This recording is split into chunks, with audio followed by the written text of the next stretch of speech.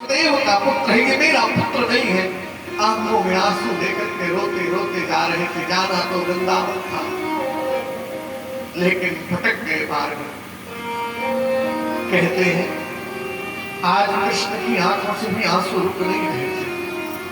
अभी तक कृष्ण के मुंडन संस्कार नहीं हुए थे। आज भगवान कृष्ण का मुंडन संस्कार हुआ।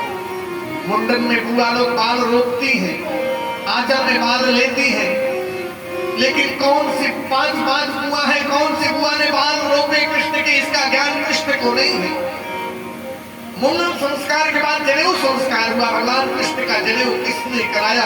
कान में गायत्री मंत्र दिया, कान में मंत्र किसने दिया? इसका भी ज्ञान भगवान कृष्ण को नहीं है। आंखों में आंसू लेकर रोते रहे। लेकिन आज पुरातन परंपरा थी, जैसे जनेऊ संस्कार होता था, जनेऊ संस्कार होते ही गुरुकुल में भेज दिए जाते थे। आज भगवान श्री कृष्ण गुरुकुल में भेजेंगे। लेकिन जब गुरुकुल जा रहे हैं, जानते हो परीक्षित, इनके कुलगुरु गर्गाचार्य जी थे।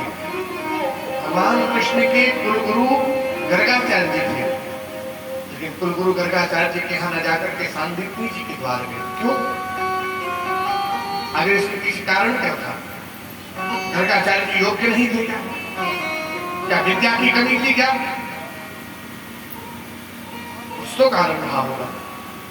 अच्छा, सांदीपनी जी के द्वार ही क्यों गए?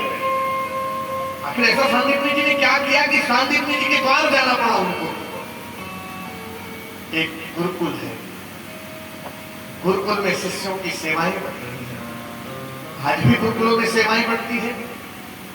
तुम झाड़ू लगाओगे, तुम गोबर उठाओगे, तुम रसोई की व्यवस्था देखोगे, तुम यज्ञ की व्यवस्था देखोगे।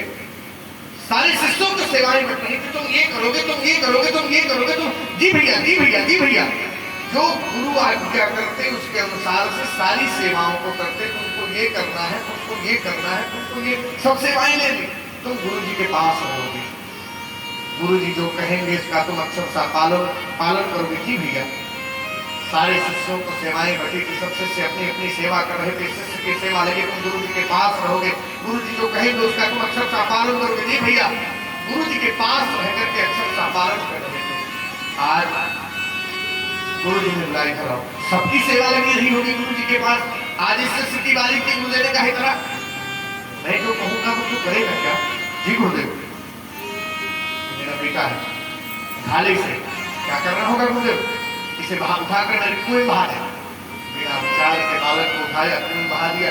जैसे कुएं में बहाया, शिष्यों ने देखा, इसने गुरु जी के बालक को कुएं में बहा के मारा इसे। सारे शिष्यों ने एकत्रित हो गए, गुरु जी के बालक को कुएं में बहाया। उसने खूब पिटाई करी, खूब पिटाई करी। थोड़ी देर बाद गुरुदेव आए, छोड़ दो इसे, जाने दो। कुछ तो बच्चे के बच्चे को बचाने के लिए बालक डूब न जाए। कुछ बच्चे को निकाल कर लाए, उसने खूब पिटाई करी। समय बीता, सेवाएं बदल गई। हटाओ उसको गुरु जी के पास से। सेवाएं बदल गई, सबकी सेवाएं बदलती गई, बदलती गई, बदलती गई, बदलती गई। वर्षों बीत गए। आज फिर उस शिष्य की सेवा लगाई, तुम गुरु जी के पास रहोगे। ध्यान रखना, पिछली बार ऐसी गलती मत कर देना। आज गुरु जी के पास फिर सेवा में लगा। मैं जो कहूंगा वो तू करेगा? जी गुरुदेव। पक्का है ना? जी गुरुदेव। अग्नि जल रही है कुंड में? जी गुरुदेव। उस अग्नि को उठा ले, कुटिया पर फेंक दे। अग्नि को उठाया, कुटिया पर फेंक दिया। कुटिया धो करके जलने लगी। शिष्यों ने कहा, इसने गुरु जी कुटिया में आगे लगी, मारो इसे। सबने घेर करके खूब पिटाई करी। एक बार भी नहीं बोला। गुरु जी ने कहा, फिर क्यों मारते हो? थोड़ी देर बाद गुरुदेव आए, छोड़ो से, जाने दो इसे। उसी पल सबने किनारे किया। सेवाएं बदलती गई, ज्ञान प्राप्त करते गए। सारे शिष्य योग्य हो गए। कोई नालंदा विश्वविद्यालय का वाइस चांसलर, कोई काशी यूनिवर्सिटी, कोई प्रयाग में आ गया, कोई दिल्ली पहुंच गया, कोई अवध में पहुंच गया। पूरे शिष्य पूरे देश भर में फैल गए। आज वर्षों बीतने के बाद गुरुदेव के प्रयाण की बेला है। सारे शिष्यों को सूचना पहुंची, गुरुदेव की अंतिम यात्रा है। सारे शिष्य गुरुदेव के अंतिम दर्शन को आ रहे थे। और जैसे अंतिम दर्शन को गुरुदेव के सन्निकट पहुंचे, सारे शिष्यों की मन में कल्पना है, गुरुदेव जिस आसन पर बैठा करते थे वो आसन मैं लूंगा। कोई कहता गुरुदेव जिस कमंडलू को धारण करते थे वो कमंडलू मैं लूंगा। कोई कहता है गुरुदेव जिस पंचपात्र को हाथ में रखते थे वो पंचपात्र मैं लूंगा। गुरुदेव ने शुरुआत के 12 घी की आहुतियां करते थे वो आहुति शुरुआत की पात्र मैं लूंगा। सब शिष्यों की कोई ना कोई कल्पना थी, मैं ये लूंगा, मैं ये लूंगा, मैं ये लूंगा, मैं ये लूंगा। गुरुदेव ने कहा तुझे मेरी आसनी चाहिए ना, तू ले जा। तुझे मेरा कमंडलू चाहिए, तू ले जा। तुझे मेरा पंचपात्र चाहिए, तू ले जा। सारे शिष्यों को जो जो कल्पनाएं थी देते गए। और जैसे उस शिष्य को देखा आंख में आंसू लेकर के गुरुदेव रोने लगे। तुझे क्या दूं, तुझे देने के लिए तो मेरे पास कुछ भी नहीं बचा। शिष्यों ने देखा अरे आज गुरुदेव की अंतिम यात्रा है, रुलाने का है, मारो इसे। सारे शिष्य एक साथ मारने को उठे तो गुरुदेव ने कहा क्या करते हो, हटो यहाँ से। और उस शिष्य के हाथ को पकड़ा और ऊपर की तरफ देखा, हे परमात्मा मैंने सुना है तू मरने वाले की अंतिम इच्छा को पूर्ण करता है।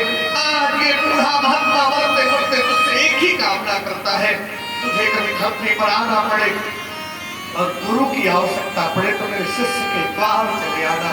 और वो शिष्य कोई और नहीं सांदीपनी जी थे जिनके द्वार पढ़ने के भगवान गए।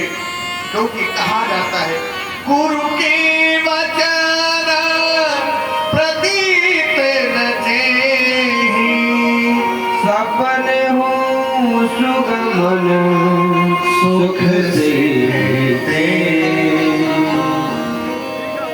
गुरु के वचन प्रतीत न जेहि, सपने हो सुगमन सुख देते।